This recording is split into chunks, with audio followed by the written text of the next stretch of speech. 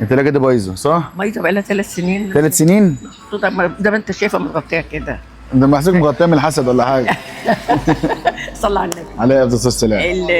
دلوقتي الشركه سالت الراجل، فطبعا ما بيجيش يفيدني باي حاجه. انا عايزه ثلاجه اجيب شويه عصاير، شويه كاكولا، شويه ميه عدنيه. يعني انا قاعده في وسط ورش. فطبعا هيجوا اللي عايز ميه يجي ياخد، اللي عايز كاكولا يجي ياخد، يعني تساعد المعيشه.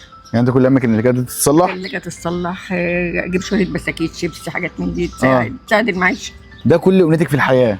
طبعا انا عايزه اعيش بالحلال. بالحلال. قلت ايه؟ عايش بالحلال. ده احلى كلمه انت قلتيها. عايز اعيش بالحلال. يعني كل همك. لو قلت نفسك في حاجه، قلت نفسي، هتقول لي نفسي في عربيه. ما مدش. لا انا عايزه اعيش بقى، ما مدش ايدي لحد. احلى حاجه بس اللي انا نفسي فيه ان احنا نعيش. ده احنا بنشقى. انا واحده عندي 71 سنه وبشقى.